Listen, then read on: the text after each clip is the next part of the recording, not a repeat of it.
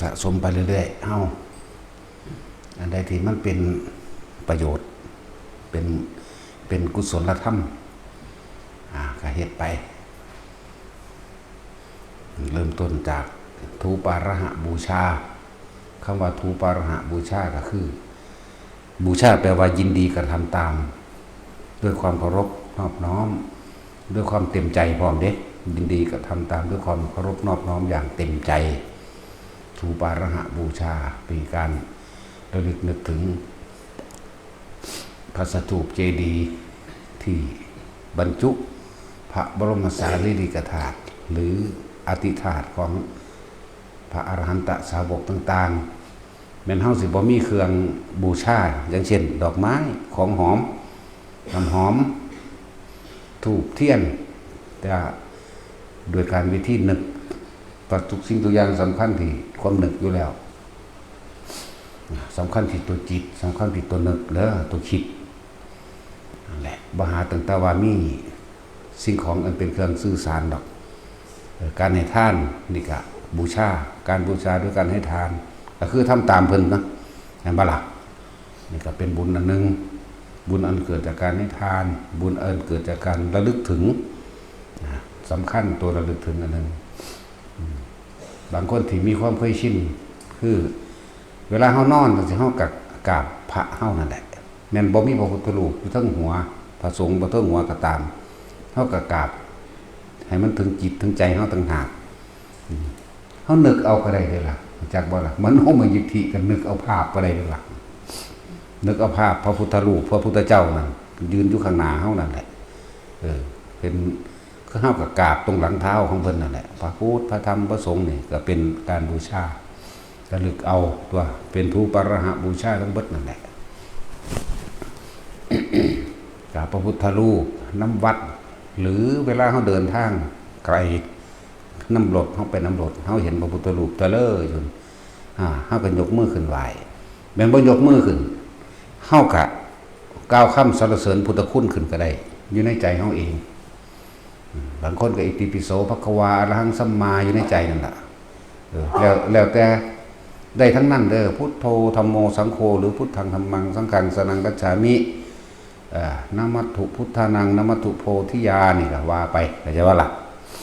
บางคนนะโมพุทธัสสะนะโมธัมมัสสะนะโมสังฆัสสะสาธุก็ว่าไปนี่เป็นการบูชาเพิ่นบางคนบางวัดถ้าเข้าใจในการบูชาบางที่มันเป็นประเภทนี้ขึ้นมาจังซี่เขาจะเฮ็ดขันมักกะยองเอาข้าวเหนียวปั้นน้อยๆไปวางในที่เขาเจ้าสารขึ้นมาเป็นคือพานนะจังซี่ก็ได้บ่ได้บาปดอกเด้อเห็นเขาเว้ากันเอาเขาบูชาเขาพระพุทธเป็นบาปซั่นโอ้ยนั่นแหละอันนึงก็ซั่นก็เอาดอกไม้ของหอมไปบูชาก็เป็นบาปคือกันตัวเนาะเพิ่นก็บ่กินบ่ดมดอกเพิ่นบ่ไปเหน็บหูดอกบัดดอกไม้ของหอมถูกเทียนขันบ่ว่าบัดเอาเข้าขันว่าเนาะโอ้ยลูกเขาอีหามเอ้ยทั้งสั้นแล้วเป็นบาปโอ้ยมันบ่ไปฆ่าไผหลักไผมันสิเป็นบาปมันทางใดเอาเงินถวายพระเป็นบาปมันสิมาหัดให้กูนี่กูบ่เป็นพระเอามาทีละ10 ล้าน100 ล้านกูหังมักเนาะทั้งสั้นแล้วมองได้บ่เอาก็เอามาให้กูนี่ลองมึงรู้กูสิเฮ็ดเป็นบาปอยู่บ่สั้นแล้วหลายอย่างที่เห็นเขาเว้ากันบางทีก็เอาตั้งน้ำมันบ่เอาแก้วน้ำขึ้นบูชาหิ้งพระจังซี่นะเป็นบาปว่าซั่นโอ้ยอันมึงติเขาแล้วมึงเป็นบาปคักมึงไปขวางคนจิตใจของเขานึกถึงได้ล่ะจักว่าล่ะอันนั้นเป็นเครื่องสื่อสารเด่นก็สั่นเก่าเขาใช้บาทพระเป็นบาปเป็นตัวสแตกหัวสูลูกเขาอีพี่ปอบหาแต่เนื้อมาเบาเนาะกูก็เบาแก่สู้คือกันนั่นแหละก็เอาดอกไม้ไปบูชาจังสิก็จะเป็นบาปนะทางใดเอาเขาบูชาก็จะเป็นอย่างนั่นเป็นเครื่องสื่อสารมันเป็น อุปนิสัยของคนที่มีจิตใจใจสำนึกเป็นพุทธะเด้แล้วก็เป็นคนที่มีอุปนิสัยจิตใจของคนพวกนั้นมีเมตตากรุณามุทิตาอุเบกขาอยู่ในใจนั่นแหละเป็นพื้นฐานของคนที่เคยเวียนว่ายตายเกิดในพุทธศาสนาเด้คนพวกนี้เวลาพวกเข้าไปกรุงเทพตะกี้เนาะพ่อแม่สิห่อเขาให้เด้มีหยังกระสังเป็นไข่เป็นปลาแดกบองห่อเอาเด้ให้กินเขาให้ห่อเขาย่านบ่มีกินน้ำทางนั่นเห็นบ่จิตใจที่มีท่านอยู่ข้างในของแต่ละคนใต้สำนึกหรือในสำนึกหรือเหนือสำนึกกระสังก็มีอยู่ในนี่เพราะว่าพวกเฮาเกิดเวียนว่ายตายเกิด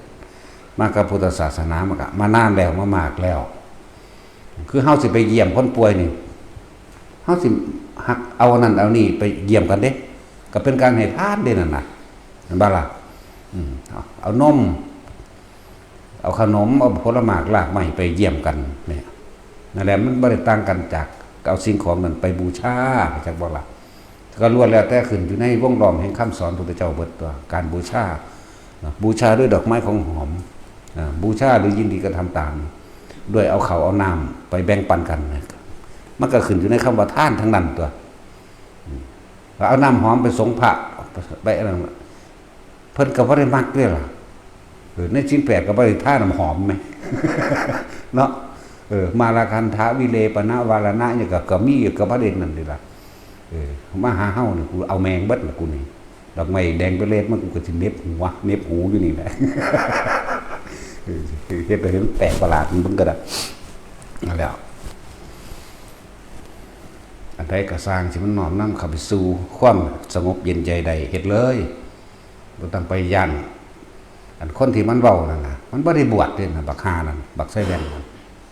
จักว่าล่ะบักแว่นนั่นน่ะจังมันชื่อว่าแมงได้ดูเขาอีแตดหมานก็เลย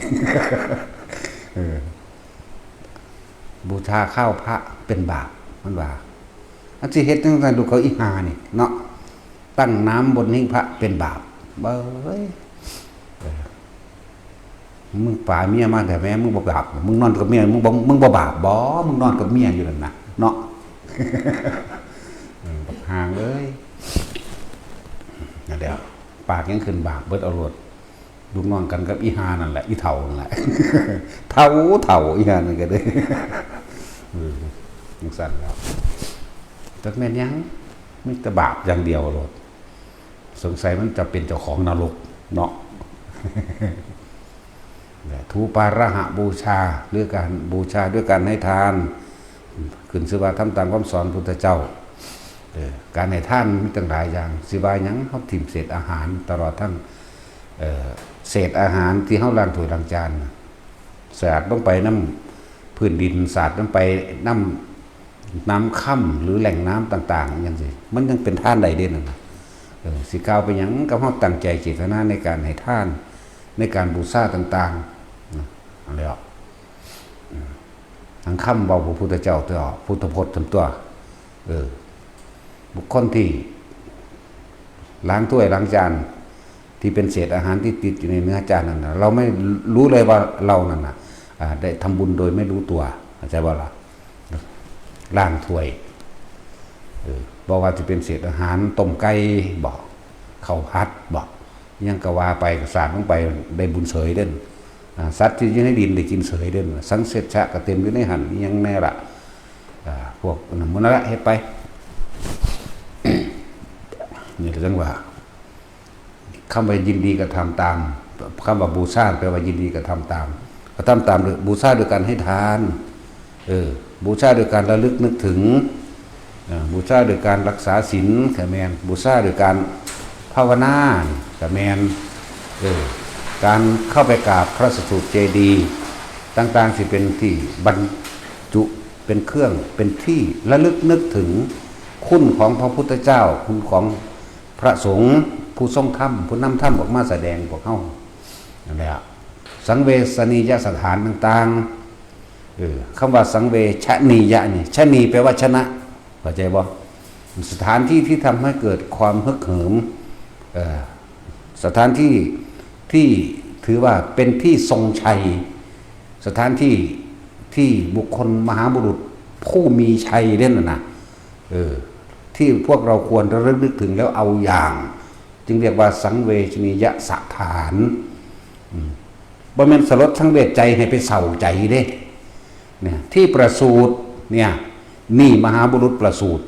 เฮาก็มีความฮึกเหิมขึ้นมานำเนี่ยนี่บุคคลเนติบุคคลที่เป็นเอาแบบอย่างเฮาไปบูชาแล้วเกิดปีติเกิดขึ้นเกิดกำลังใจเกิดขึ้นได้ว่ามันธรรมดาเด้แหละผู้คือเขาไปแสวงหาหรือไปบูชาตามสถานที่ต่างๆสังเวชนียสถานต่างๆที่ประสูตินะไปแล้วเกิดปลื้มปิติห้องไห้น้ำตาไหลเห็นบ่ล่ะที่ประสูติที่ตรัสรู้จังซี่ไปแล้วจิตใจมันเสื่อมขึ้นไปหาเพิ่นหมดเลยมันไปนึกถึงธรรมต่างๆที่พระศาสดาตรัสรู้มาปิติขนหัวลุกวูขึ้นหมดเลยว่าธรรมดาเด้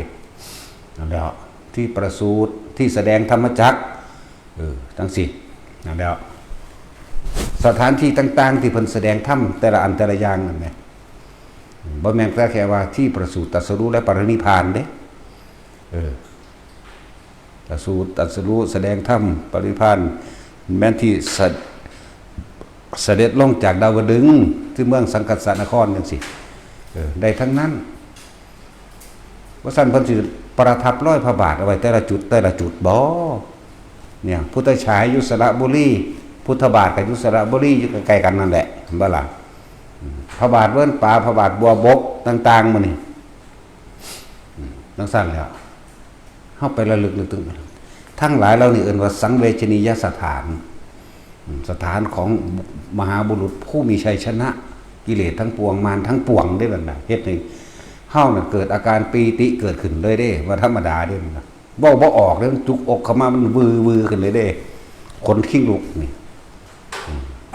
เป็นทูขึ้นเลยเด้วันธรรมดาเด้โอ้บอกปานเคยไปหามึงนี่สั่นแล้วมันธรรมดาเด้อนั่นแหละล้วนแล้วแต่เป็นบุญกุศลทั้งนั้นเป็นองค์ประกอบประดับในฌานพร้อมที่ปีติเกิดขึ้นเลยโดยบ่ได้คิดนึกอีหยังมันเป็นฮอดฌาน2บ่ได้มันลัดขั้นตอนเลยเด้ว่าธรรมดาเด้พวกได้ไปนั่นน่ะจงภาคภูมิใจว่าเฮาได้ไปบูชาหรือยินดีกระทำตามคำสั่งสอนพุทธเจ้าคำว่าบูชาจากบ่ล่ะเพิ่นก็สั่งไว้อยู่เพิ่นบอกพระอานนท์ไว้เมื่อเราตถาคตตายไปแล้วนี่จะมีที่ตรงใดพระอานนท์ถามอันเป็นเครื่องระลึกนึกถึงพระศาสดาพระเจ้าข้ามันก็บอกอยู่ที่ประสูติที่ตรัสรู้ที่แสดงธรรมนั่นบ่ล่ะแล้วก็สถานที่ปรินิพพานสิ้นซึ่งอนุปาทิเสสนิพพานขาดจากความทุกข์ทั้งร่างกายจากบ่ล่ะแน่แต่จังว่าพวกได้เดินทางไปตามสถานที่นั้นให้ภูมิใจให้ดีใจให้ปลื้มใจว่าตัวเองได้พอกพูนบารมีแห่งตนขึ้นเด้อ จะไปสนเขาผู้เขาว่าความนั้นความนี้นั่นอันนั้นคนเขาบ่มีดอกไม้ของหอมเขาก็หักเอายอดต้นไม้นั่นแหมมาแท่นดอกไม้แท่นสิ่งของที่ระลึกนึกถึงนะใบไม้ใบหยังใบไผ่ใบอะไรก็ได้ทั้งนั้นตัว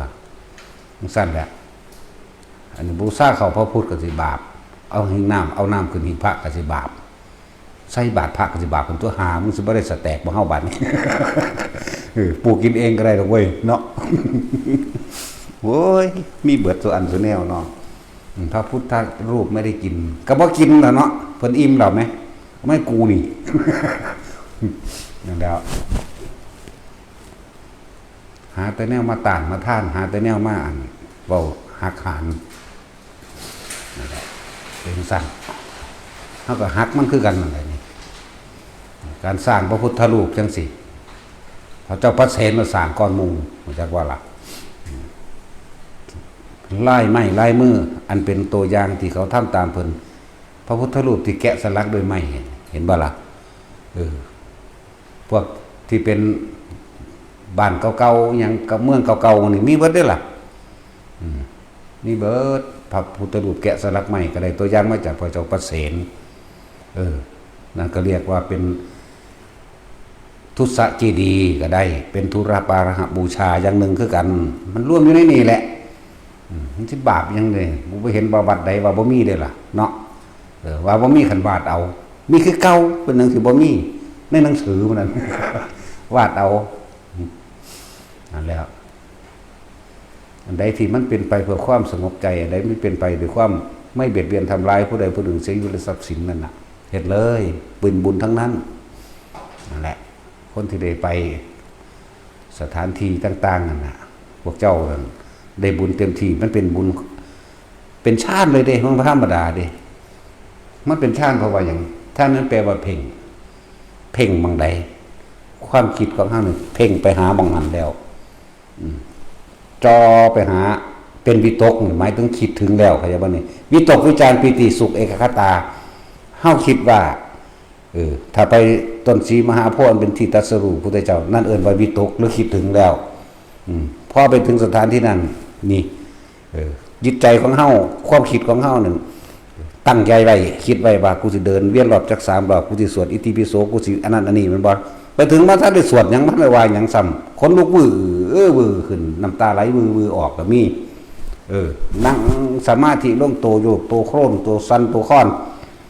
นั่นแหละมันเป็นชาติเลยเด้นั่นน่ะจักบ่ล่ะนั่นแหละจังว่า ไปพอกพูนกำลังใจของเจ้าของเอง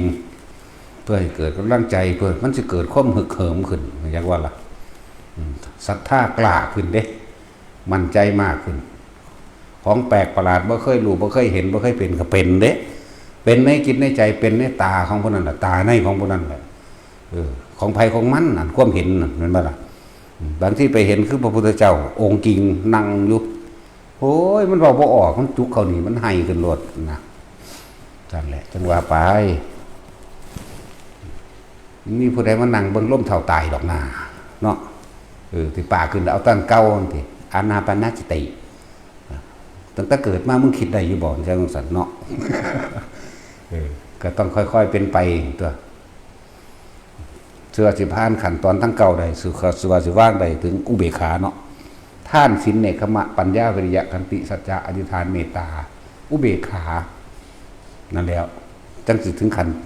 ปล่อยว่างสังขารุเปกขาย่านเข้าไปตัวที่แรกกันยังท่านนี่ดิสันเฮ็ดจังไดสันอะไรทั้งว่าให้กำลังใจแต่ละคนเด้อบ่ผิดจักอย่างนั้นพวกเจ้าสิเอาใบตองกล้วยไปเป็นที่บูชาพระพุทธเจ้าบูชาพระสุธาตุพระเจดีย์ได้ทั้งเบิดขึ้นอยู่ที่เจตนาเฮาต้องการเฮาบ่มีแนวบูชามีข้าวปั้นนึงนั่นว่าล่ะบ่จักน่าสิบูชาจะเอาข้าวบูชาก็ได้ตัวปั้นทอผมมือนี่ก็ได้ทั้งนั้นน่ะแล้วที่ว่าหยังนางปุณณธาสีก็คือนางวิสาขาสมือนี่แหละจักบ่ล่ะตะกี้เราเป็นคนทุกข์คนยากเด้เป็นคนตำเขาให้เศรษฐีตำเขาเดี๋ยวเขาก็แบ่งเขาให้1 ทัพพี่แล้วก็เอาไปแล้วก็ไปเลือกเอาห้ำที่เขามันฟงออกนะเอาห้ำเอาเข้าไปมาปนกันปิ้งจี้ดำขีมีอยู่ทั่วข้างล่างก่อนหมดเลยหลังจากตำเขานั่นแล้วก็จะไปหดสวนดอกไม้ในระหว่างการเดินทางมาระหว่างการเดินทางมาเขาจีเรามีอยู่2 ปันเด้แต่แล้วก็จีดำๆอะไรในสมัยพระพุทธเจ้าองค์หนึ่งซื้อเพิ่นบ่ได้แล้วจะเว้าผิดซื้อองค์นั้นองค์นี้อีกละหามั้งนี่นั่นแหละเพิ่นย่างไปผู้เห็นพระพุทธเจ้าฉายสัพพันธรังสีมาแต่ไกลเป็นกิโลโอ้ยเฮานี่เป็นคนทุกข์คนยากเพราะว่าเฮาบ่ได้ให้ทานการทำบุญต่างๆเฮาถึงมีวาสนาแม้มารดาบิดาก็ไม่เคยเห็นหน้าพ่อแม่อาจจะตายก็ได้นะแล้วก็กลายไปเป็นคนทุกข์คนยากเป็นทาสมีชื่อว่านางปุณณภาสีปุณณธาสีเพราะว่าเฮาเกิดมานี่ทุกข์ยากลำบากก็ว่าไปเพราะว่าเฮาบ่ได้ทานมื้อนี้ของท่านเฮามีแล้วแต่ว่าเป็นของต่ำนะของเป็นของต่ำเป็นของหยาบเพิ่นคิดในใจเพิ่นบัดนี้บุคคลผู้รับทานก็มีแล้วเป็นพระพุทธเจ้าเป็นผู้ประเสริฐสูงสุดบ่ฮู้คือกันว่าเพิ่นสิฉันเพิ่นสิกินให้เฮาบ่เนาะ เพิ่นสิกินบ่กินก็สร้างดอกเฮาเอาใส่ได้บาทแล้วเพิ่นหลับตาเฮาไปเพิ่นสิโยนทิ่มออกจากบาทเพิ่นก็สร้างดอกจังได๋ก็สร้างดอกขึ้นชื่อว่าความยากจนอย่ามีแก่ผู้ขาอธิษฐานเห็นว่าตั้งใจมุ่งมั่นสู่จุดหมายว่าต่อไปในการข้างหน้าคำว่าทุกข์ยากลำบากคำว่าไม่มีจงอย่าบังเกิดกับข้าพเจ้าบ่แม่นขอให้เขาเสกเด้คำว่าอันตัวนี้คำว่าอธิษฐานเนี่ยตั้งใจมุ่งมั่นว่าสิให้ทานนี่เพราะว่าตัวเองลำบากตัวเองทุกข์โดยการกระทำโดยการเอาเข่าใส่บาตรเพิ่นเดินมาไกลๆแล้วครับนิมนต์เจ้าข้าพุทธเจ้าก็น้อมบาตรมาพระองค์นั้นชื่อว่าได้ละคืออานนท์คือกันนี่แหละบ่แม่นเว้ยโอ้ชื่อว่าได้ก็สร้างเพิ่นดอกมันตายแล้วล่ะก็น้อมบาตรมาก็เอาใส่บาตรปุ๊บพอคุณเจ้าคนอื่นนั้นข้าแต่พระศาสดาอย่าสงเคราะห์ข้าน้อยเฉพาะในศาสตร์นี้เลยจงสงเคราะห์ข้าน้อยแม้เป็นไปในศาสตร์ต่อไปโดยเถิดเจ้าข้าใส่2 ก้อนแม้นผู้ขาสิตายภายในวันนี้ก็สร้างกันว่าพระพุทธเจ้าเพิ่นก็บอกว่าจงปูผ้าสีธนะให้เราเพิ่นนั่งชั้นในเบื้องต่อหน้าไหมเพราะพระพุทธเจ้าสันเท่านั้นทางนี้อึกขึ้นจักว่าใจขาดตายเลยนั่นไม่ได้ไปเกิดตั้มได้บาทนี่ดุสิตหรือธรรมดาบ่หลังจากนั้นมากกับบ่เคยถูกเลยจนเท่าเดี๋ยวนี้นั่งวิสาขานั่นแล้วซื้อสมัยนั้นคือว่าปุณณธาตุสีธาตุธาตุสีแปลว่าธาตุหญิงถ้าธาตุสาแปลว่าธาตุกับธาตุหญิงคือกันธาตุสะยังเป็นผู้ชายธาตุหญิงหลายคนธาตุสาธาตุสีธาตุสาแต่ธาตุสีธาตุหญิงคนเดียวโอ้ยสื่อมาเลี่ยนบาลีกันหางเงี้ยดอกเนาะอะไรเฮ็ดไปก็ดีให้คนที่ได้ไปทำความเคารพน้อมลึกนึกถึงสังเวชนียสถานต่างๆอันเป็นทูปาระหะบูชาเด้อพวกเจ้าอยู่ในบุญอันเกิดจากการบูชาคุณของพระพุทธเจ้าอันเป็นสถานที่อันเป็นเครื่องระลึกนึกถึงจึงเรียกว่าทูปาระหะบูชาต้นศรีมหาโพธิ์สถานที่ตรัสรู้สถานที่แสดงธรรมจักรสถานที่ประสูติสถานที่ปรินิพพานและสถานที่ที่เสด็จลงจากดาวดึงหรือแม้กระทั่งคันธกุฎีต่างๆสถานที่ที่แสดงมหาสมัยสูตรมื้อนี้จากว่าล่ะสถานที่เพิ่นแสดงธรรมบทใดก็แล้วแต่นั่นแหละพวกเจ้าไปถึงณสถานที่แห่งนั้นเกิดปีติขึ้นอย่างรุนแรงนั่นน่ะบุญมันเกิดจากว่าล่ะบุญสงบเย็นภายในจิตใจเมื่อความสงบเย็นภายในจิตใจออกเพิ่นก็แผ่ออกทางร่างกายเป็นอาการปิติขนพองสยองก้าวร่างกายโยกสั่นไหวมีน้ำตาไหลสะอึกสะอื้นนั่นแหละแต่ตายตัวนั้นเอาเถอะหน้าลองเบิ่งเถอะหน้าฮอดพ่มผุ่นธรรมดาต่อเป็นแบบนั้นได้จากว่าล่ะเป็นไปแต่พวกเจ้าสิบ่ไปฮอดมันซื่อปิติมันเกิดได้นั่นน่ะจังว่าเฮ็ดไปสะสมไปเรื่อยๆบ่แม่นว่าสิเอาแต่นิพพานอย่างเดียวดอกนิพพานก็อยู่ในหูดังนั่นแหละผู้ใดอยู่ในลมหายใจใดมันก็ไปนั่นแหละเนาะ มันก็เฮ็ดแนวอื่นนำตัวแม่นบ่ล่ะบ่แม่นว่าสิเฮ็ดแต่แนวเดียวอย่าไปอย่างอื่นเลยบุญสูงสุดคือบุญมันเกิดจากการภาวนาแล้วมันบ่กินบ่ไผก็เลยเนาะกินคือกันตัวพระพุทธเจ้าเพิ่นก็กินได้ล่ะ ตะกี้เพิ่นก็ภาวนาเอาอย่างเดียวจนว่าจอยแห้งเบิดเอาโลดบัดสุดท้ายเพิ่นก็มากินข้าวนั่นว่าก็อ้วนพี่ขึ้นมาใหม่แน่อย่าย่อนจนเกินไปก็อย่าย่างจนเกินไปเฮ็ดพอดีอยู่ประมาณปานกลางอันใดที่เฮ็ดได้ก็เฮ็ดไปนั่นแหละเฮ็ดไปเรื่อยการสร้างพระพุทธรูปมื้อนี้เฮาเรียกว่าเป็นการสร้างอุเทสิกะเจดีย์ระลึกนึกถึงคุณของพระผู้มีพระภาคเจ้าในอุเทสิกะเจดีย์โดยการสร้างพระพุทธรูปมีมาก่อนหน้านั้นอีกก่อนพระพุทธเจ้าโคดมเฮา พุทธเจ้าคุดมเฮาก่อนที่เป็นพุทธเจ้าก็สร้างมันนับประมาณบ่ได้แล้วล่ะเหมือนกันกับที่เฮาสร้างหรือพระเจ้าแผ่นดินสร้างจังซี่แล้วทั้งนั้นแหละเป็นการเป็นเนื้อเป็นหนังเป็นเอ็นเป็นกระดูกเป็นจิตวิญญาณเข้าไปตัวเฮ็ดไปมันบ่ได้ผิดดอกบางพวกสอนว่าบาปเท่าเม็ดดินสั่นบาปโคตรพ่อโคตรแม่มันบ่เท่าเม็ดดินโอ้ยแล้วไหนกูด่าแม่งเก็บแสกไว้อย่างนี้เลยสร้างพระพุทธรูปยังได้สิไปบาปด้วยนี่บ่แม่นจักเม็ดบางภพบางภูมิขออยากเปลี่ยนภพเปลี่ยนภูมิว่าเคยสงเคราะห์ซึ่งกันและกันมาขอพระพุทธรูปเด้จะขอรูปเหมือนหรือเป็นพระพุทธรูปนั่นแหละเป็นตุสะเกดีย์ให้พวกผู้ขาได้บ่เอาเท่าใดเฮาเคยเป็นญาติเจ้าเคยเอาของสงฆ์ไปเจ้าบ่เฮ็ดผิดอย่างอื่นแต่ว่าเจ้าเอาของสงฆ์ไปเฮ็ดจังได๋ก็แก้บ่ได้ก็เลยถามเอาเกี่ยวให้เขา เอาเกี่ยวให้เขาโดยสงฆ์ก็ยับยั้งไว้เข้าใจบ่เมื่อมันมีคือของเปรียบเทียบง่ายคือบุญกฐินเขาเฮ็ดกฐินมาบริวารของกฐินอาจสิเป็นต้น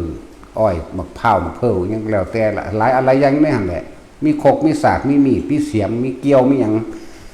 พอดีพระผู้เพิ่นทำความสะอาดนั่นเพิ่นจักได้เกี่ยวพอดีกับจักได้เกี่ยวคือเพื่อสิไปเกาะกาบมะพร้าวเกาะยังหรือว่าต้อยมะพร้าวเอาเป็นขวดนะเพิ่นก็เลยเอาให้คนที่พอใจไม่ใช่ว่าล่ะสงฆ์อยู่ในกลุ่มนั้นก็บอกว่าโอ้ยจะเพิ่งเอาให้ตะข้าน้อยนะเดี๋ยวอันพอดีล่ะผมก็อยากได้อยู่เพราะว่าจะเอาไปดึงมะพร้าวใบมะพร้าวกับมะพร้าวหรือเกี่ยวข้าวเป็นยังดอกซ้ำนิดนึงกันว่าให้เขาซ้ำนี่แต่สงฆ์ทัดท่านเดี๋ยวอย่าให้เด้ไปก็ดีสงฆ์บ่ได้อนุญาตบ่แม่นเจ้าของคนผู้เดียวคืออยู่นี่ใครอยู่เด้เดี๋ยวตาหลวงพ่อได้อยู่นี่จังซั่นเด้ก็แสดงว่าสงฆ์แต่บ่มีผู้ใดทัดท่านแหมนั่นบ่ล่ะแต่อยู่หั่นมีพระองค์6 7องค์นึงดอกพอดีเขาเจ้าอยากได้เกี่ยวเขาเจ้าจะมามัดใส่ไม้สาวนี่จักไม่เศร้าบ่ มัดยางมัดเพื่อสิไปดึงเกาะพ่วงมะพร้าวหรือเวลาต้อยมะพร้าวแห้งมะพร้าวยังพอดีไม้ไผ่ลำนึงขึ้นไปก็ดึงได้นะพระองค์นึงเพิ่นก็เลยว่าโอ้ยจ้ะพวกผมกำลังอยากได้พอดีคั่นน้อยว่าซั่นสำเนียงจะไปหยังได้เอาให้เขารอดถิ่มมึงเลงไปนี่ต่อตาสูงนั่นบ่ล่ะเขาเจ้าบ่ได้เต็มใจให้แหมซั่นแหละผิดหลายอะไรอย่างที่เฮารวบรวมมาในประสบการณ์ต่างๆที่ฮู้ที่เห็นพร้อมทั้งซั่นล่ะเลยขอหยังชำระหนี้สงฆ์ให้แน่เอาหยังแน่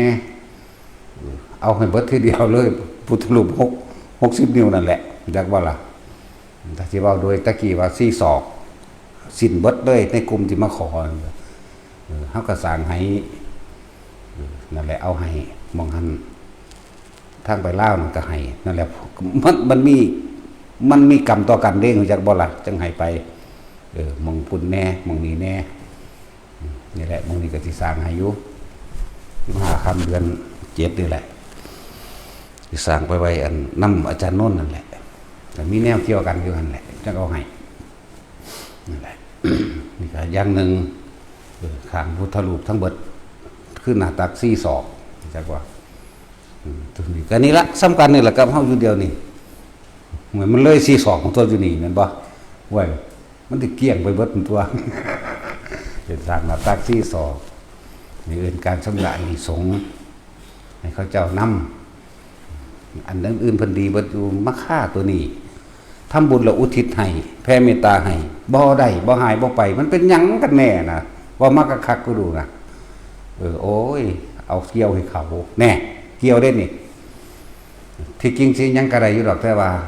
สงฆ์พร้อมเพียงเต็มใจให้เข้าใจบ่ถ้าสงฆ์พร้อมเพียงเต็มใจให้มันก็เป็นอย่างถ้ามีองค์ใดองค์หนึ่งคัดค้านเห็นบ่เพราะฉะนั้นเพิ่นสิเวลาเพิ่นการกฐินอันนั้นอันนี้เพราะฉะนั้นเพิ่นสิว่าสงฆ์องค์ใดมีความเพียรพอต้องใจว่าให้รับอย่างจงกล่าวคำมุตนาสาธุ ถ้าสงฆ์ใดบ่มีความเห็นตรงใจคอยคัดค้านขึ้นมาเพิ่นก็นิ่งไว้อย่าเข้าเป็นบ่ล่ะถ้ามีผู้ใดว่าบ่สมควรเจ้าข้านี่หยุดซุ่มกันไหมจะบ่ล่ะสั่นชั่วนั่นแหละหลายอย่างที่พวกเขาบ่เข้าใจบ่แม่นว่าเจ้าของเป็นเจ้าอาวาสจะเอาหยังให้ไผก็ได้เด้ ต้องถามหมู่คณะสงฆ์ซะก่อนเด้แต่เพิ่นว่าโอ้ยแล้วแต่อันท่านเถอะก็แล้วแต่อันนั้นอย่างหนึ่งจากว่าล่ะถ้าว่ามีอันใดหนึ่งเพิ่นมาขัดขานว่าหยุดอย่าเฮ็ดนั่นแหละนี่อันอย่างหนึ่งต้องชำระในสงฆ์จังซี่หนึ่งแผ่นดินนี่หนักบ่ซั่นสิพาเฮ็ดสิเฮาซื้อธรณีสงฆ์นี่แม่นบ่ล่ะธรณีสงฆ์ยิ่งใหญ่แล้วต่อมาก็เป็นพระพุทธปฏิมากรหรือเรียกว่าทุสเจดีย์เป็นเครื่องระลึกถึงพระพุทธเจ้ารูปร่างหน้าตาของพระเจ้าเป็นแบบนี้เป็นผู้ทรงธรรมแบบนี้เป็นผู้นำธรรมะมาแสดงให้ก็มูสัตว์แบบนี้นะนั่นแหละพระเจดีย์กับแม่นเด้อผู้ใหญ่เป็นเฮาก็ไม่เงินสร้างแล้วเนาะ คุณหลวงพ่ออินทวายเฮาก็สาธุเอาก็ได้ตัวเพิ่นนั่งยอดชัดท่องคำตัวเฮาก็ร่วมไปตลอดอยู่ได้ล่ะทุกคนได้ร่วมเบิดล่ะอยู่ในนี่จักว่าล่ะร่วมก็สิไปประกาศให้คนอย่างนี้นำปานนั้นบ่ก็โอนไปเลยเอาตัวเนาะสุดแนวนั่นแหละพระเจดีย์บรรจุพระบรมสารีริกธาตุตลอดทั้งอรหันตธาตุทั้งหลายนั่นทองคำนั่นกับของเฮาคือกันตัวเนาะก็เฮาก็โอนไปเรื่อยอยู่ไหมหังบ่ค่อยเว้าซื่อนั่นล่ะก็แม่นแล้วก็สงฆ์แล้วก็คนที่โอนเงินเข้ามาอยู่ในนี่ก็สร้างบ่เคยเห็นเฮาจักเทื่อก็สร้างอยู่เมืองนอกก็ตามหยังก็แล้วแต่นี่ผลทานบุญกุศลกรรมดีที่ท่านทั้งหลายเราได้กระทำมาแล้วตั้งแต่อดีตจนถึงปัจจุบันณสถานที่แห่งนี้ขอผลทานบุญกุศลกรรมดีของท่านจงถึงแด่นี่มารดาบิดาท่านญาติของท่านเจ้ากรรมนายเวรท่านตลอดทั้งสรรพสัตว์ทั้งหลายนี่คือการทรงบุญนะครับทรงบุญเฮาก็มีของเฮาแล้วเว้ยสิทธิกิจังสิทธิกำมังสิทธิการิยะเฮาก็มีของเฮาคือกันเลยเนาะคาถาของไผของมันเด้ มันก็มีของไผของมันตัวมันผุดมันเป็นวิธีเฮาก็อาศัยอำนาจดุจดังว่าพระตถาคตเจ้าตัวสิทธิกิจจังจักบ่นี่กรรมสิทธิ์ของเฮาสำเร็จนี่จักบ่กิจที่สำเร็จนี่สิทธิกิจจังสิทธิกำมังในการกระทำทั้งหลายเหล่านี้นี่เห็นบ่เนี่ยสิทธิการิยะตถาคตโตข้าพเจ้าเป็นผู้มีสุดดุจดังว่าองค์พระสัมมาสัมพุทธเจ้าได้ดังจักบ่ล่ะเฮ็ดได้คือกันตัวแต่ว่าผู้อื่นบ่ได้คือเฮาเด้ แต่เฮาผู้เดียวนี่แหละตถาคตสิทธิเตโชชโยนิจังสิทธิรโพนิรันตรังถ้าสิให้ท่านสัพพะทานังพระวันตุเตถ้าสิให้พรสัพพะราพังพระวันตุเตจักว่าล่ะแยกเอาตัวภาวนาเอาใครอยากฮู้ ของไผของมันแต่ว่าอนุญาตให้หมู่พวกหมู่คณะสงฆ์ใส่ไปนำกันเลยว่าถือว่าเป็นเฮาเป็นผู้ว่านั่นแหละเป็น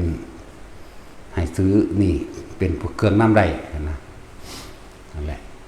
แล้วก็บ่ว่าไผสิเป็นหนี้อิหยังก็สร้างเวลาใดที่เฮาซื้อดินธรณีสงฆ์ใส่ในหมู่สงฆ์ก็จะว่านี่เฮาก็สิอธิษฐานแบบนั้นหากท่านทั้งหลายนี่ได้เคยได้เอาของสงฆ์ไปทั้งที่ตั้งใจและไม่ได้ตั้งใจเด้ทั้งที่มีแล้วในอดีตเนี่ยในอดีตการนับประมาณไม่ได้จะรอดทั้งปัจจุบันชาติของท่านทั้งหลายที่พวกท่านได้ร่วมกันซื้อที่ดินหรือธรณีสงฆ์เหล่านี้ขอที่ดินและธรณีสงฆ์เหล่านี้จงเป็นเครื่องชำระหนี้สงฆ์ให้แก่พวกท่านทั้งหลายเหล่านั้นด้วยเถิดนี่คือการชำระหนี้สงฆ์ให้พวกเจ้าแผ่นดินนี่หนักกว่าบูเด้อยังกระสร้างแผ่นดินหนักกว่าเข้าใจบ่อะไรเบิ่งท่านแล้วท่านให้สัตว์เดรัจฉานเท่านี้ไล่ไปท่านหดเดรัจฉานเท่านี้ให้คนบดีเท่านี้ให้คนมีศีลเท่านี้ให้คนมีฌานเท่านี้โสดาสกิทาคานาคาจนถึงพระอรหันต์ได้มีอานิสงส์เท่านี้บัดนี้สังฆท่านในพุทธเจ้าลอยเถื่อสู่สังฆทานในสงฆ์4องค์บ่ได้ท่านให้สงฆ์4องค์ สู่วิหารธรรมเทื่อนึงบ่ได้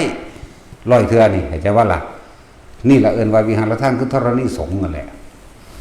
จังซั่นบ่แม่นแต่ว่าสิเป็นกุฏิอย่างเดียวกุฏิถ้าบ่มีขี้ดินหม่องตั้งมันก็ตั้งบ่ได้เด้เนาะบ่ได้เอาร้อยไว้ทั้งฟ้าแม่ เนาะบ่เล็กน้อยเห็นบ่ของเจ้าของร้อยอยู่ทั้งฟ้าเอาอยู่บ่อยู่บ่เจ้าสิเอาอยู่บ่โอ้ยเอาว่าซั่นโอ้ยสัวซ่ามเสียเบิดบ่มีสมองไหลการศึกษา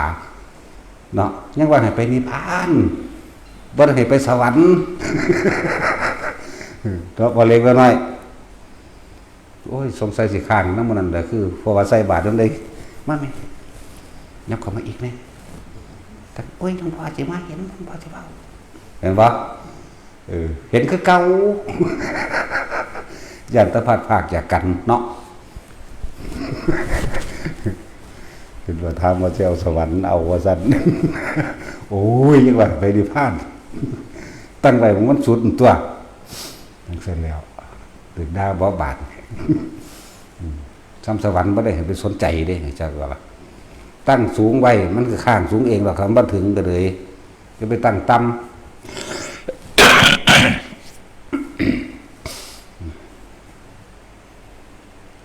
หลายอย่างที่พวกเฮาบ่เข้าใจแต่ว่าสิมาก็ค่อยๆเว้าไปนั่นแหละมันเว้าทีเดียวบ่ได้บ่เบิดก็ค่อยแสดงให้ฟังว่าคนที่รวมสื่อธรณีสงฆ์นี่เป็นของที่หนักเป็นของที่ใหญ่ถ้าบ่มีแผ่นดินเฮาก็บ่มีหม้องอยู่พระสงฆ์ก็บ่มีหม้องอยู่คือกันพระพุทธรูปก็บ่มีหม้องอยู่สถานที่ตั้งเจดีย์ก็ตั้งบ่ได้ก็มันบ่มีแผ่นดินแม่เพิ่นเลยเอิ้นว่าวิหารทานโดยวัตถุทั้งหลายเหล่านั้นคือทานอันสูงสุดโดยวัตถุแต่สูงสุดทั้งนั่นก็คืออภัยทานจักว่าล่ะแต่สูงสุดทั้งใจอันนั้นคนละอย่างกันเด้ต้องคอยแยกแยะเอาก็เพื่อจะเกิดสูงสุดทั้งใจนั่นแหละยังก็เลยเป็นอภัยทานจังซั่น มันก็ค่อยๆเว้าไปจังซี่แหละแผ่นดินโอ้หลายอย่างโหดเป็นเจ้าภาพบวชพระมื้อนึงก็เป็นก็เรียกว่าทูปาระหะบูชายินดีก็ทำตามคำสอนพระพุทธเจ้าทั้งหมดนั่นแหละโดยอาศัยหมู่พระสงฆ์ตัวเป็นผู้สืบทอดคำสอนมาแม่แต่บ่มีหมู่พระสงฆ์ลองเบิ่งแหน่เอาผู้ใดสิไปเว้าเรื่องธรรมะได้มันเสื่อมไปเบิดแล้วศาสนาอันนึงที่เสื่อมมานานแล้วที่บ่มีเลยนั่นแหละเพราะว่าบ่มีนักบวชของเขามันก็ยังเสื่อมมาแล้วแม่นบ่ซั่นนั่นตัวหลายโพดดอกที่ว่ามันเป็นแล้วเพราะว่าบ่มีผู้สืบทอดเป็นบ่นั่นแหละหลายอย่างก็ดอกที่พวกเขาบ่เข้าใจของบางอย่างก็เว้าอาจินไตให้ฟังนำเนาะสิ่งที่บ่ควรคิดสิ่งที่คาดบ่ถึงเลิ่นอาจินไตสิ่งที่ประมาณบ่ได้สิ่งที่พวกเขาเข้าใจว่าเป็นไปไม่ได้เลิ่นอาจินไตเว้าให้ฟังนั่นแหละพอผู้อื่นบ่กล้าเว้าเนาะเว้าแมงบ่ได้กู บ่ได้สะอ่อนไผเด้นั่นแหละหลายอย่างเพื่อให้พวกเขาเกิดความมั่นใจมั่นคงในพระรัตนตรัยที่บอกมาบ่ว่าทานบ่ว่าศีลบ่ว่าสิการบูชาด้วยดอกไม้ของหอมบูชาด้วยข้าวใส่ขันมะกะยองบูชาด้วยเอาน้ำขึ้นหิ้งพระมันบ่บาปดอกมันเอาขึ้นโลดแต่จุดธูปจุดเทียนกันระวังไฟใหม่แน่เท่านั้นแหละ ก็ระวังเอาล่ะเว้ยสั่นแหละบูชาโดยวิธีใดก็บูชาไปคำว่าบูชาแปลว่ายินดีก็ทำตามเด้อบ่แม่นนั่นเป็นวิธีทำที่ว่าหักดอกไม้หาโคไปวางหิ้งพระเน็บหัวบันไดก็แล้วแต่ใช่บ่ล่ะนั่นคือการกระทำคำว่าบูชาแปลว่ายินดีก็ทำตามกระทำตามด้วยเอาดอกไม้ไปบูชาเป็นเครื่องบูชาไว้อีนั้นทั้งได้ดอกหูสร้าง1ดอกเนาะมันบ่ทันได้ไปถึงพระเจดีย์ของพระพุทธเจ้ากัสสปะสำตัวมันไปเลี้ยงงัวมันไปได้ดอกหูสร้างมาหักแล้วก็เพิ่มไปพุ่นด้วยความคิดของมันไปตั้งไว้ที่พระเจดีย์แล้วมันสิเอาดอกไม้นี่ไปบูชา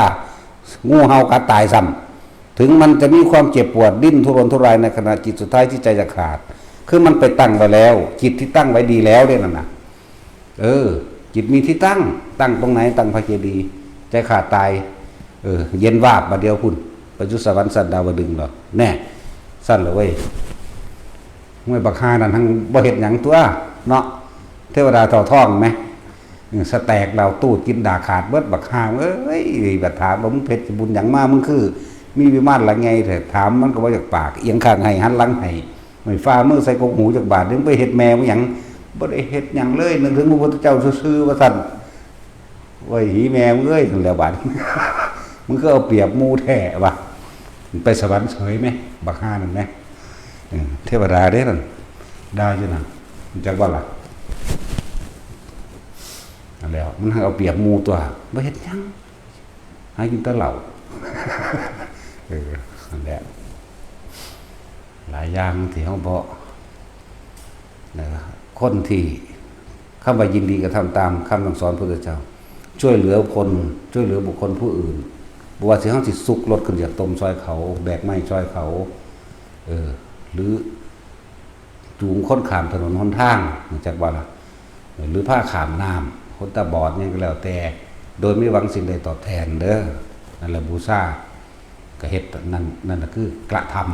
ำแต่ความทั้งใจของเฮานี่เฮาบ่หวังสิ่งใดตอบแทนแต่ทางการกระทำก็แล้วแต่เฮาสิบูชาด้วยดอกไม้น้ำหอมนั่นว่าซั่นน้ำหอมมันบ่เป็นแต่เอาไปถูตัวเนาะตั้งแต่ศีลโตมันมาลาคันทวิเลนี่เพิ่นก็บ่ให้แล้วแม่แท้ดอกไม้และของหอมแม่นั่นว่าซั่นซั่นแล้วที่นอนนุ่มที่นอนสูงบัดนี้ถ้ามาเว้าอีกอย่างนึงผ้านุ่มๆเพิ่นก็บ่อยากให้ถวายเพิ่นจะให้แตะผ้าหยาบๆเรื่องสั่นตัวโอ้หลายอย่างโพดดอก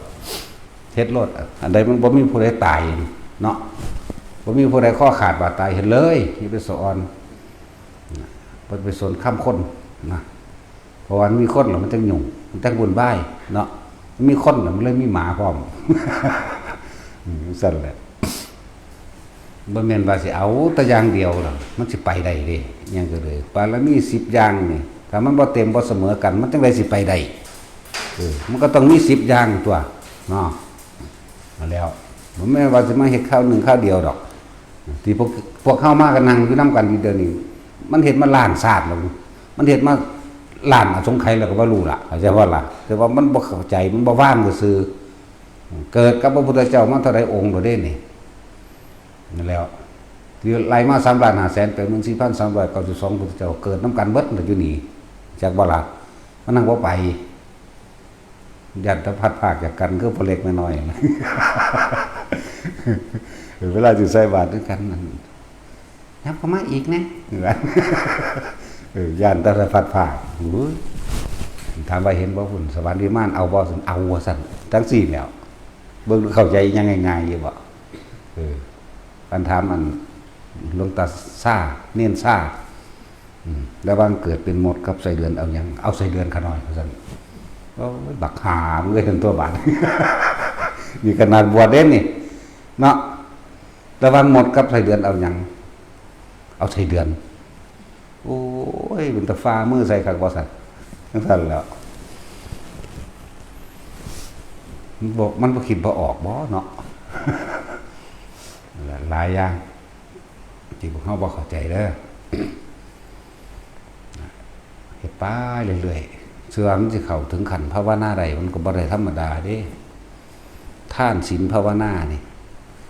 ขึ้นขั้นภาวนาได้ก็ต้องมีความเพียรพยายามมีความอดทนพร้อมเด้มีสัจจะในตนเองเอาตามความเป็นจริงตัวเองแล้วปัญญาวิริยะขันติสัจจะอธิษฐานนี่เป็นเครื่องส่วนประกอบทั้งเบิดเด้นี่หัวใจรักมันเกี่ยวกับมันก็เริ่มต้นจากทานก่อนจากศีลจากภาวนาแม่นบ่ล่ะจังมีปัญญาว่านี่สัจจะปัญญาวิริยะขันติสัจจะอธิษฐานเมตตาสิว่าจะถึงความปล่อยวางได้นี่องค์ประกอบทั้ง7อย่างนี่ธรรมดาบ่สิว่าเฮาสิกล้าหาญถิ่มทุกอย่างได้ก็เติมถิ่มของที่เคยเป็นของเจ้าของอย่างเช่นอาหารยารักษาโรคเครื่องห่มที่อยู่อาศัยอันก็ว่าเขากูอันของกูเสื้อผ้ากูของห่มกูเงินกูอันนั้นอันนี้กูแม่นบ่ล่ะสละจังซี่ออกมาเพื่อสละความเห็นแก่ตัวมาเข้าสู่ความเห็นแก่ตัวของเจ้าของแล้วโอ้เอาไปเอามานี่เฮาฟังธรรมเฮาเข้าใจแล้วว่าโอ้มันบ่แม่นของเฮาจักอย่างแต่เฮาบ่สละของเล็กๆน้อยๆบริวารทั้งหลายเหล่านี้ออกได้เฮ็ดจังได๋เฮามันสละตัวเองได้ต้องสละตัวเองได้บัดนี้คือต้องมองข้ามความตาย แล้วจึงเข้าใจว่าร่างกายเดี๋ยวบ่เป็นของเฮาได้บัดนี้บัดนี้ถ้าก็ทุ่มเทใส่ตัวภาวนาเห็นบ่ล่ะโอ้ไปภาวนาแต่สถานที่ต่างๆเกิดขึ้นความรู้ความเห็นต่างๆถ้าเฮาบ่มีความเพียรบ่มีความเพียรพยายามของเฮาเองบ่มีความอดทนของเฮาเองบ่รู้ตามความเป็นจริงคือสัจจะของเฮาเองมันยากอยู่เด้สัจจะคือความจริงว่าคนเกิดมาตายทุกสิ่งจะเป็นจังหน้าตาแล้วก็รู้ตามความจริงว่าการคนที่มาภาวนาเฮามั่นใจอยู่แล้วอานาปานสตินี่เป็นเครื่องปกป้องคุ้มครองจากภัยอันตรายต่างๆใดเฮาก็ต้องมั่นใจของเฮานำเองตัวในอธิษฐานภาวนาของเฮาเองบ่แบบวิริยะขันติสัจจะอธิษฐานเมตตาเดินน้ำหนาเมตตานี่น้ำหนาอยู่แล้วบัดนี้เพราะว่าทุกคนนั่นน่ะต้องรักตัวเองอยู่แล้วถ้าเฮารักตัวเองเราก็ไม่ทำลายใครนี่เมตตาก็เอาตัวนี้แหละไปน้ำหนาบัดนี้เฮาไปภาวนาทั้งใดเฮาบ่ได้หวังว่าเฮาสิไปแย่งที่อยู่ของไผเฮาสิไปแย่งเอาทรัพย์สมบัติของไผบ่ได้ไปแย่งดินไผบ่ได้ไปแย่งซึ่งหลายๆอย่างเด้ที่เฮาออกภาวนามาจริงๆนะที่ออกไปตามสถานที่ต่างๆมาจริงพบพ่อเบิดทุกอย่างถึงแต่เว้าให้ฟังนั่นของเล็กๆน้อยๆซื่อๆเด้ไปสไลด์แถวข้ามทะเลพม่าพุ่นมันดาเลของประหลาดเกิดขึ้นธรรมดาอยู่ข้างทะเลนั่นแหละลมก็แห้งๆตึมอยู่เฮาก็อยู่กับลมอยู่กับอุณหภูมิอยู่กับลมเฮานี่แหละเพราะนั้นลุกขึ้นมาจากน้ำบักใหญ่เด้บ่ได้น้อยเด้ที่เว้าเรื่องสูงบ้ามันบ่ต่ำกว่า10เมตร20เมตรเลยมันใหญ่อีหลีเด้ที่แรกมันดังตุ้มขึ้นมาก่อนเป็นคล้ายๆเป็นคือก่อนสิฟ้าดำแต่ว่ากลางคืนนี่เป็นกลุ่มควันดำๆอึมๆแล้วแต่ว่าเป็นรูปร่างคนเด้แตกตุ้มขึ้นมาก่อนน้ำนี่ก็แตกเด้น้ำกระจายตุ้มขึ้นมาเลยเด้แล้วก็เป็นตัวนั้นลุกขึ้นยืนบักใหญ่เลยแล้วก็ย่างไปย่างมาย่างไปเฮาก็ยืนเบิ่งซื่อๆแต่ว่าความรู้สึกโตอยู่พี่อยากบ่ล่ะเห็นยืนเบิ่ง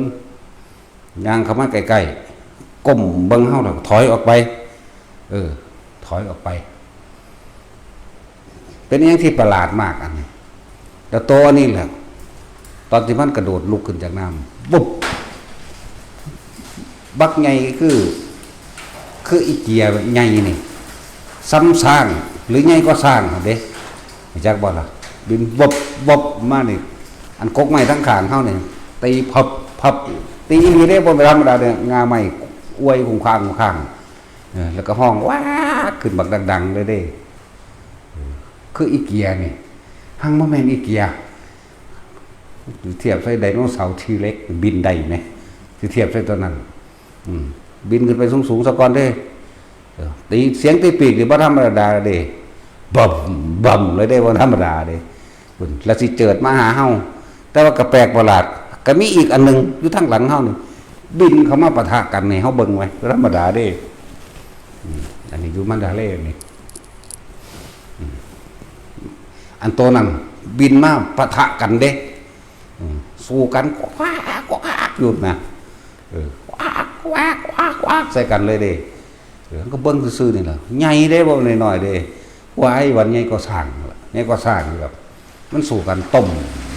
อยู่เด้ว่าธรรมดาเด้มันตบกันไหมตีกันแบบนกตีกันไหมหำอยู่โดนเติบได้บ่ได้ข้าวเดียวเด้อเป็น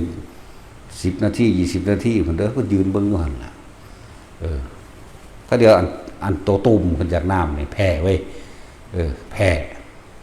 ตัวนี้ตัวไหลหยุมเด้มันเอาคืออีเกียแต่ว่ามีศพรู้จักว่าคืออีเกียใหญ่ซ้ำซางแต่ว่ามันไม่มีศพมันมีศพแบบศพนกมั้ยหังเป็นศพยาวๆมั้ยสักจุกไปเลยตัวนั้นก็ห้องว้ากไปเด้บ่แม่นเสียงค่อยๆน้อยๆเด้คือเฮาว่าอยู่นี่เด้เสียงบักใหญ่ก้องกลางบ้านไปเลยเด้ว้ากเจิดหนีไปข้างไกลตัวนี้ก็บินขึ้นสูงๆซะก่อนเจิดขึ้นมาหาเฮาสวนเฮานี่ฟึกจนว่าเฮาจักโยกพุ่นเด้ว่าธรรมดาเด้โตเฮาโยกเลยโยกจังซี่ใหญ่เด้ธรรมดาเด้มาใกล้ๆแล้วบินขึ้นไปจับอยู่เทิงอันภูเขา ตีบีพับงาไว้น้ำมันบึมบั่มบึมบั่มอยู่เด้ตัวเลี้ยวเบิ่งธรรมดานี่แหละธรรมดาบ่แต่ก็จางหายไปบ่แม่นฝันเด้บ่แม่นนิมิตแบบรับตาเห็นเด้ฝันทั้งที่ยังตื่นอยู่เด้อันนี้อยากว่าอะไรฝันอยู่ทั้งที่ยังตื่นอยู่ฝันทั้งที่ลืมตาอยู่นี่ยืนเบิ่งเฉลยอยู่นี่แล้วหังบ่คิดกับมันเด้พี่อยู่พี่เด้อนวงอยู่บนหัวบางทีก็ขนลุกวือขึ้นแต่ว่าความจริงแล้วบ่ได้ย่านเด้ในใจนี่บ่ย่านเลยไม่มีความรู้สึกใดๆแต่ว่าขนขี้มันลุกขึ้นเบิ่มเอาเองมันเป็นวืดได้ว่าธรรมดาเด้นั่นแหละขนขี้ลุกกบอาการนี่เบิดอันตัวขนลุกนี่อันความรู้สึกอยู่หน้าผากอยู่หัวนี่กลบเกลื่อนเบิดเลยขนขี้ลุกวืดขึ้นอะไรทั้งสั้นแล้วนี่ก็อีกแบบหนึ่งเด้อันแหละอีกอันหนึ่งยุสารวินอันนั้นก็เป็นน้ำบึ้มกันด้วยกันแต่ตู้ขึ้นยางมาจากน้ำเลยเด้ลุกมาจากน้ำอยู่กลางน้ำนั่นแหละลุกยางอีกคนก็10 เมตรปุ่นละคนสูงยางนี่เวลามันยางน้ำมันก็วือมาคือเฮายางน้ำนี่เด้น้ำก็สิเพียงแอวมันนี่แหละคอยสูงขึ้นมาหอดสัตว์เท่าเลยเด้อันกัน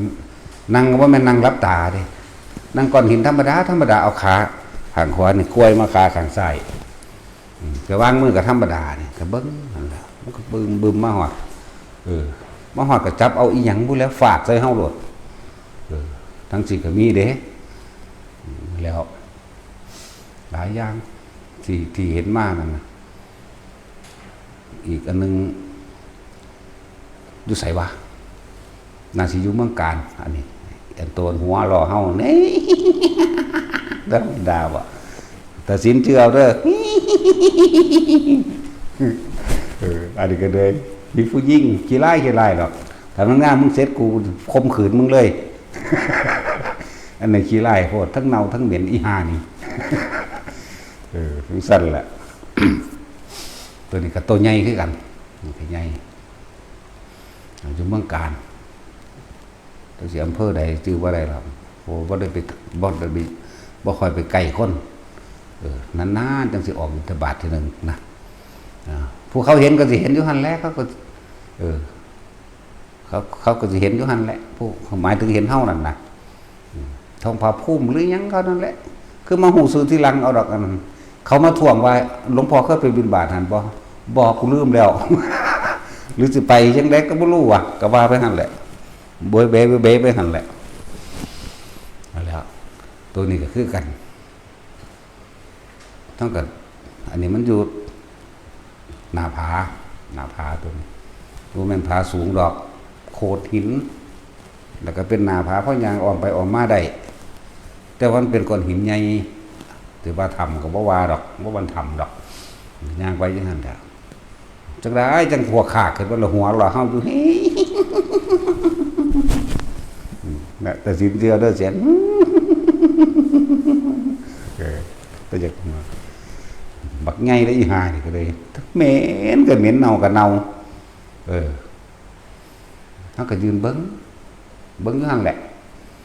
ใกล้เขามาเอามันใหญ่ได้หัวมันสำองพุ่นเด้แต่สินหัวมันสำองพุ่นเด้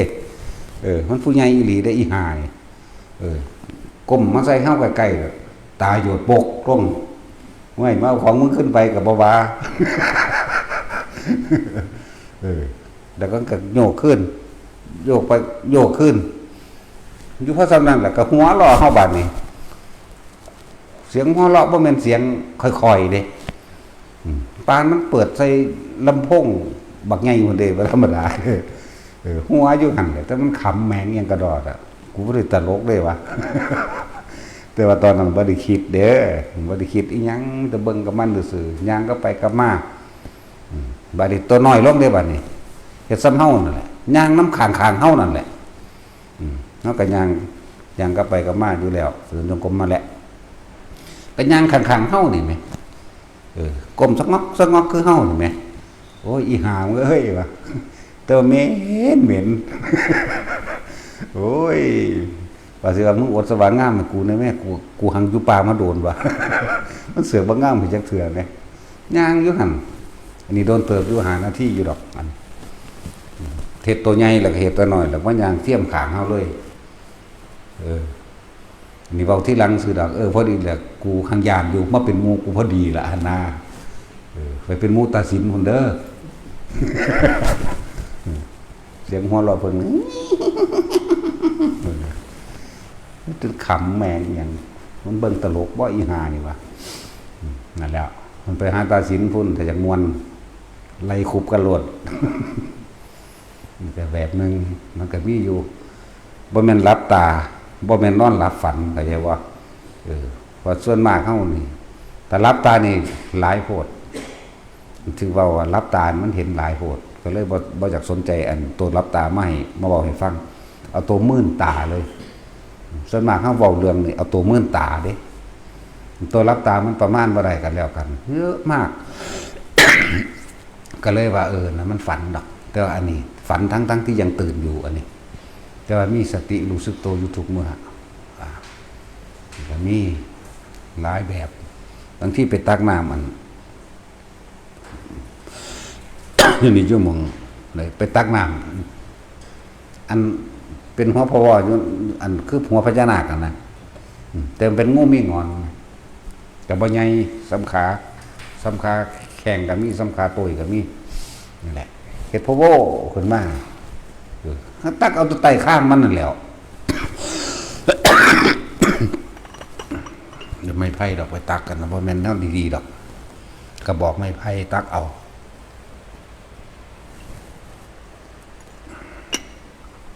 บางทีกันก็เป็นห่วยก็บ่แม่นห่วยเป็นคือสระน้ำแต่ว่าน้ำใสดีอยู่เพราะว่าอยู่กลางน้ำก็มีก็ตักเอาก็เลี้ยวเบิ่งมันอยู่หรอกว่าทางบ่ถาม ตักเอาแต่น้ำแล้วก็ไป ตัวอยู่สกลทางเล่นน้ำตัวที่ได้ทำนี่ปอมแปมอยู่บ่ใหญ่ดอกจำขาแข็งอันนี้เป็นงูสีเทาเสียงน้ำเสียงเล่นน้ำเนี่ยตีน้ำแป๊ะอยู่นะปอมแหลมตวมอยู่นั่นน่ะเหมือนแมงหยังว่าก็ไปซ่องเบิ่ง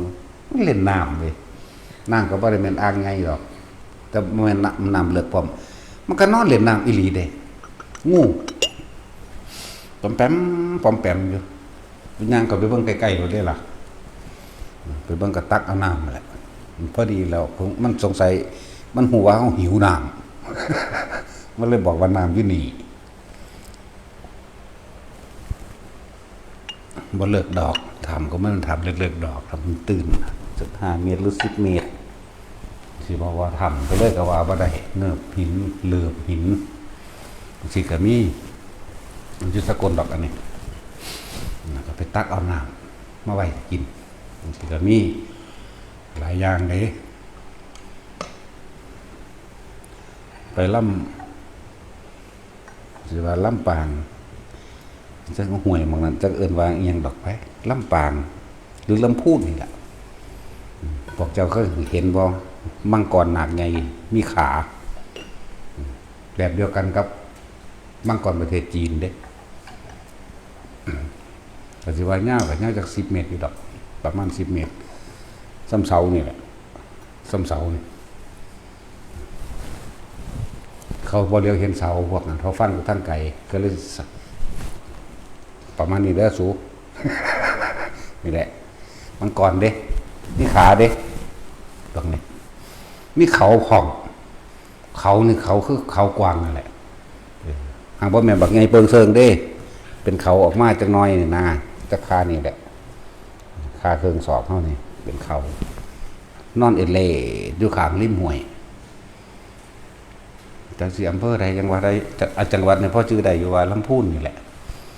อยู่ริมห้วยมันก็นอนอยู่หั่นแหละเบิ่งแล้วก็เบิ่งอีกอยู่หั่นเด้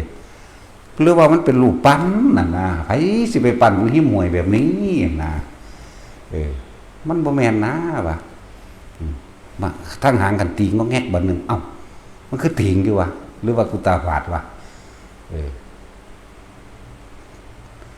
แต่มันก็คือรูปปั้นนั่นแหละหังบ่แม่นรูปปั้นน่ะนะแต่คิดในใจมันหรือว่ามันไผสิไปปั้นหยังสิหันนะมันใหญ่เด้ดอกปั้นหางมันแหมพลิกปั๊บๆปั้นนึงเอ้ามันคือมีชีวิตอยู่นี่บ่เพิ่นว่ามังกรนาคใหญ่อีหยังนั่นน่ะก็เลยคิดไปนั่นแหละแล้วนี่ก็มี มันอยู่คนละฝากห้วยเด้เฮาอยู่ฝั่งนี้ห้วยกับห้วยบ่ได้ใหญ่ดอกจัก10กว่าเมตรนี่แหละอันระหว่างความกว้างของมันประมาณนี้10กว่าเมตรนี่แหละ12 13เมตรเฮาก็ยืนอยู่ฝั่งนึงมันก็อยู่ฝั่งนั้นบักกูเอาได้วันกิ่งหรือบ่กิ่งว่าก้อนหินแล้ว ก็ฟาดมันบ่ได้ฟาดว่าสิมันถึงมันเด้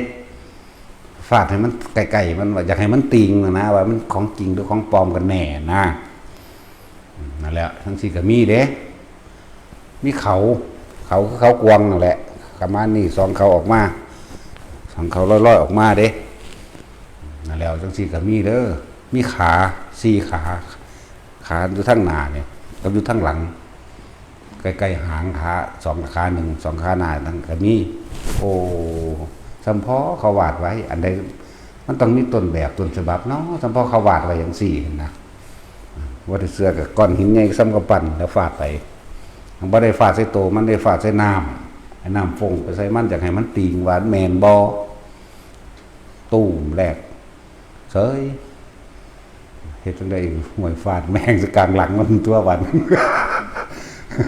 บ่ได้มีเจตนาว่าสิทำลายดอกฟาดได้เสือกแม่นอีหลีไว้ปูเขาใส่ทั้งหลังงวกบัดนึงงวกมาเบิ่งเฮาโว้ๆพู่นนะเอ้าของแท้ตัวนี้วะ คนลุกมือขึ้นก็บ่เฮ็ดหยังพยักหน้างกคือบ่ายเห็นมั้ยแล้วก็บุ๋มลงน้ำเลยบัดแต่ว่าบ่แม่นโตนลงแห้งเด้ค่อยๆเอาหัวลงวือลงไป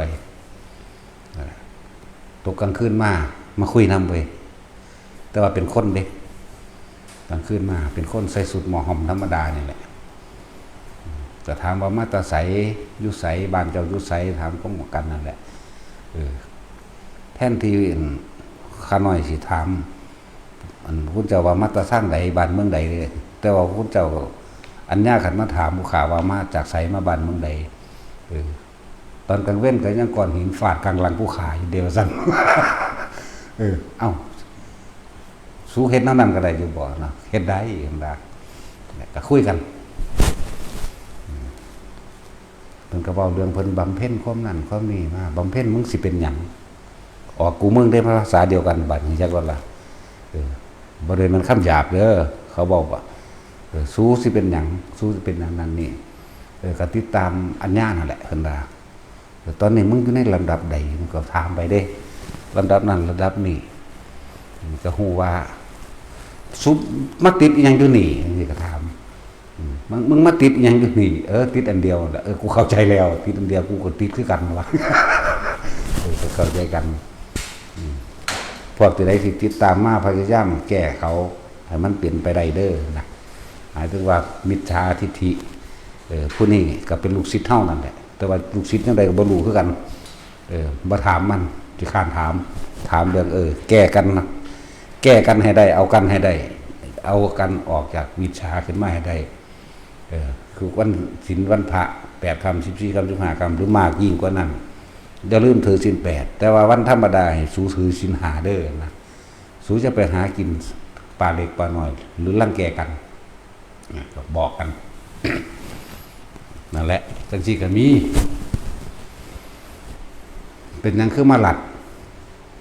ตัวลายก็มีเด้เพราะว่าเขาฮู้ว่ามันสิมีตัวลายมาดักทำลายเฮาใช่บ่ล่ะแต่ว่าเพิ่นนี่ก็มีกำลังมากกว่ามีฤทธิ์มีเดชมากกว่าเริ่มมาดักเฮานั่นแหละว่าสิไปล้างหน้าล้างตาในน้ำอันนั้นแหละว่าธรรมดาแล้วมัน3เดือนก็บ่ใกล้น้ำจักเทื่อ จะคิดได้ว่าสิได้แปรงฟันนั่นแหละพอดีเลยกับนิสัยเฮาเป็นคนขี้คร้านอาบน้ำอยู่แล้ว ก็ว่าสิไปอาบแน่จะเบิ่งน่ะนั่นแหละก็เลยสิไปนั่นเอาก้อนหินปุใส่หลังเขาแล้วนั่นเขาก็ลงน้ำไป เขาก็ลงไปกับล้างหน้าล้างแขนล้างแข้งล้างขาอาบน้ำแล้วก็ขึ้นมาแล้วก็หาหมองพักแบบกลางคืนกับเพิ่นนี่ตัวมาหาบัดก็เป็นคนมาเด้จังว่าถามว่ามาแตะทางใดบ้านใดเมืองใดบ้านอยู่แถวนั้นแถวนี้บ่แทนที่ข้าน้อยสิเป็นผู้ถามอัญญาเพิ่นว่าอัญญามาจากไสนะแบบนั้นแหละก็ถามเพิ่นว่ามาจากไสเอาตอนกลางเว้นก็ยังก่อนหินฟาดกลางหลังภูเขาอยู่เด้มันว่าจังซี่ก็มีเด้ก็เลยว่ามาเมื่อมาเพื่อหยังนี่นะโอ้ฮู้ว่าเขานั่นสิมาทำอันตรายให้อัญญาเขาจะเอิ้นอัญญาจากอัญญายังก็สร้างที่แม่นล่ะเนาะก็เลยต้องมาดักเขาไว้นะย่านพวกนั่นมาทำลายนั่นแหละทั้งว่าอยู่ในระดับใดอยู่ในขั้นใดอันนั้นอันนี้ถามคุยกันไปหลายอันหลายแบบหลายอย่างนะแต่สินแต่เจ้าเห็นเจ้าสิเฮ็ดแนวใดนี่สักตายเลย มันบ่ได้น้อยเด้มันตัวใหญ่เด้มันเป็นตะยานได้ของแปลกประหลาดเนาะแต่เฮาคิดซื่อมันของจริงหรือของปลอมหรือรูปปั้นไผสิมาปั้นไปหิมห่วยแบบนี้เด้หางติงก็แงกให้เบิ่งทีแรกเอ้าขนลุกวือขึ้นคือกันเด้บ้าบ่มั่นใจหรือกูตาฝาดผมบ่ได้ไกลปานใดดอกนะภาษาน้ำ10กว่าเมตรนึงอันความกว้างมันก้อนหินฟาดปูฟาดในน้ำมันฟงใส่น่ะมันก็เฉยอยู่อ้าวแนวใดว่าฟาดแมงกลางหลังดิปึกใส่กลางหลังนั่นติถือคางนั่นแหละงวกเบิ่งเฮาเด้งวกอวยเบิ่งเด้อวยเบิ่งแล้วก็พยักหน้า1 2 3ครั้งจุ่มหัวลงน้ำรวยลงไปเลยเด้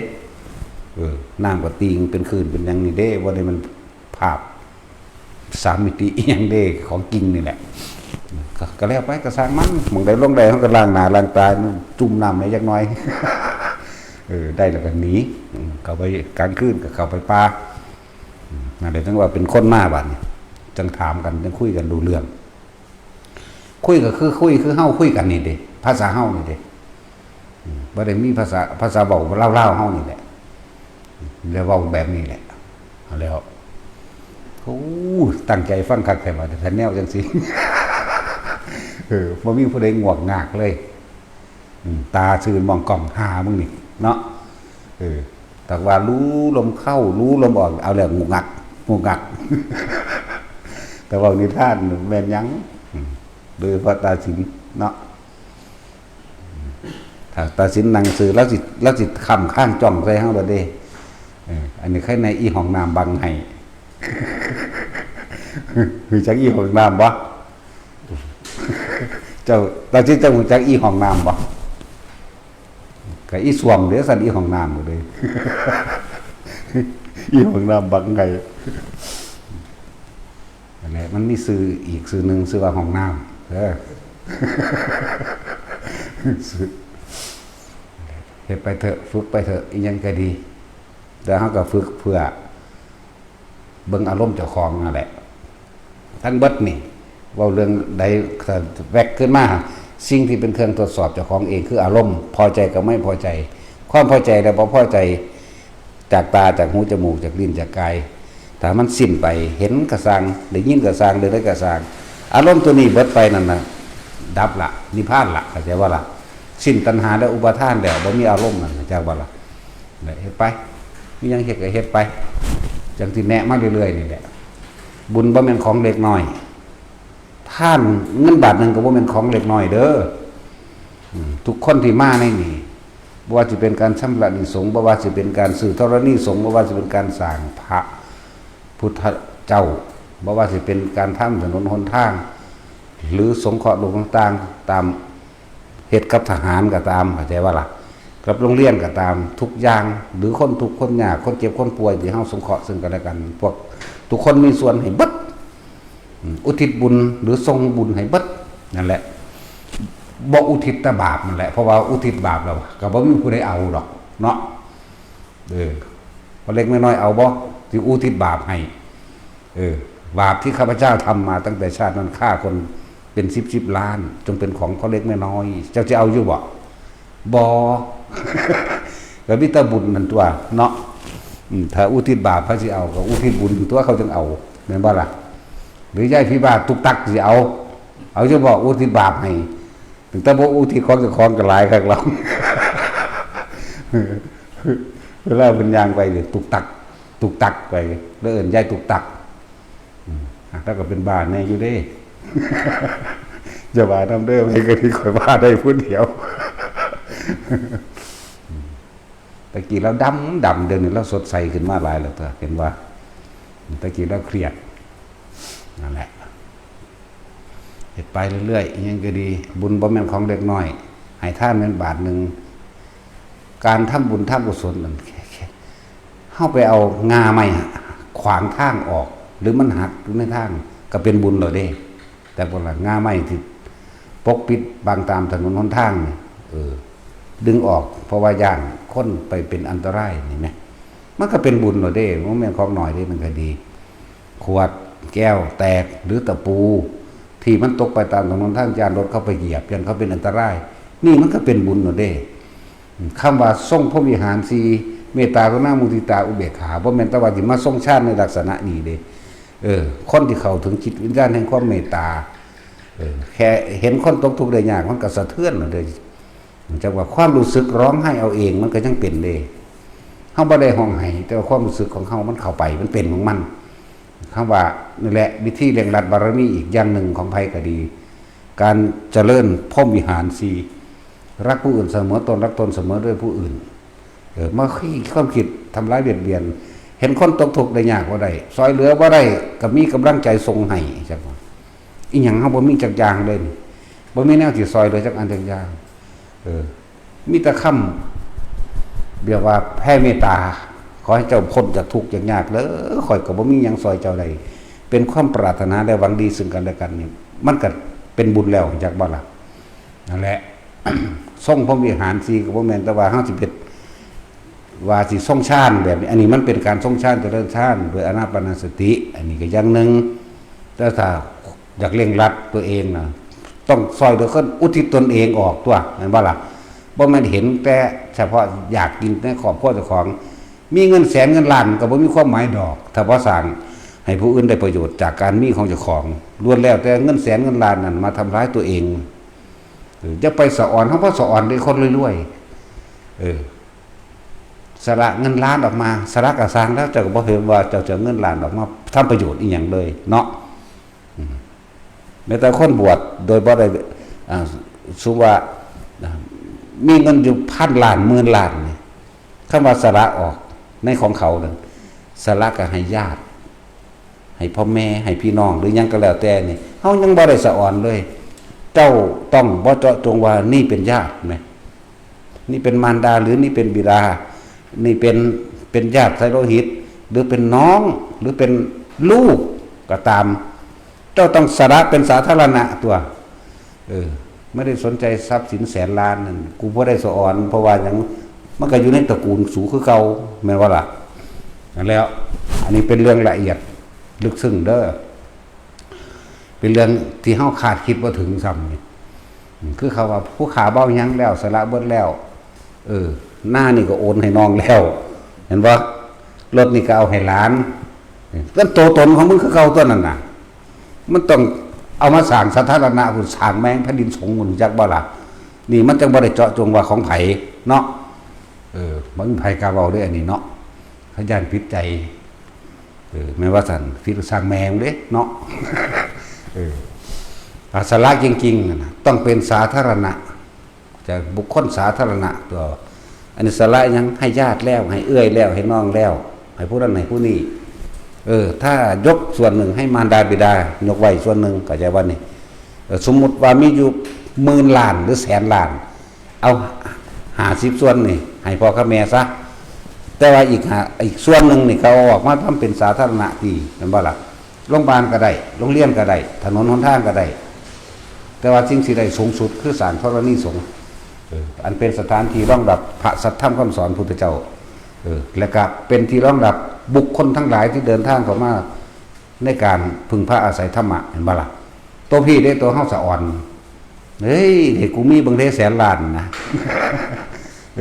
คนถูกคนยากแล้วถ้าหูแน่นปลดมันเบิดนั่นแหละนั่นแล้วจึงบอกว่าเดี๋ยวมาคุยอันพวกว่าผมสละเบิดแล้วสละให้ไผสละให้น้องนั่นแหละตัวตนน้องกูคือเขาเนาะอย่ามาบอกอ้างเด้อว่านี่ ผู้ใดว่าสละให้อันนี้ให้น้องแล้ว อันนี้ให้ลูกหลานแล้วนี่แม่นบ่ล่ะ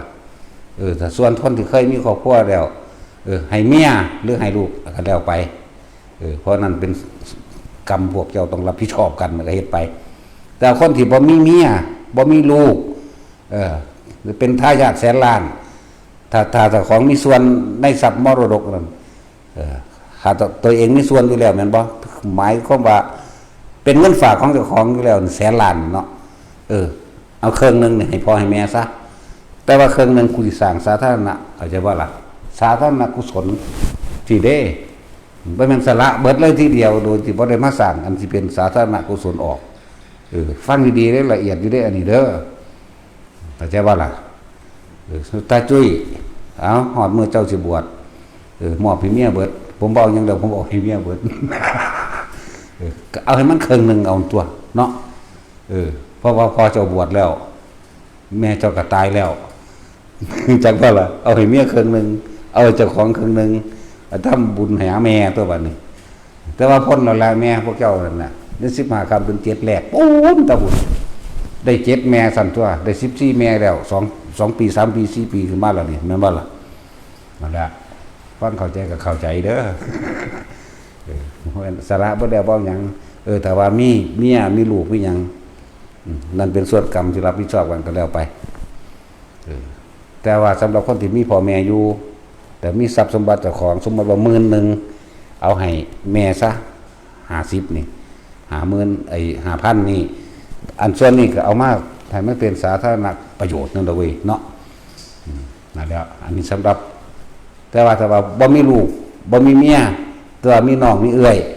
เอาให้เอื้อยเอาให้น้องผมบอกยังแล้วผมสาระให้เอื้อยให้น้องเบิดแล้วนั่นแหละเอาสร้างมันเป็นสิ่งที่เป็นสาธารณะเลยจะไปสร้างมันเอามันก็ไปเมากิเลสมันคือเก่าตัวน่ะเนาะนะว่าล่ะดีว่าดีมันขายเล่นไฮโลเบิดเล่นไพ่เบิดคืออีเข่าปั่นมันว่าแม่ไม่ได้ไปกลับบ้านไปเล่นไฮโลนะมันว่าแม่ไปเล่นไพ่ โอ้ยหลานยายกล่องเอาสบายท่าน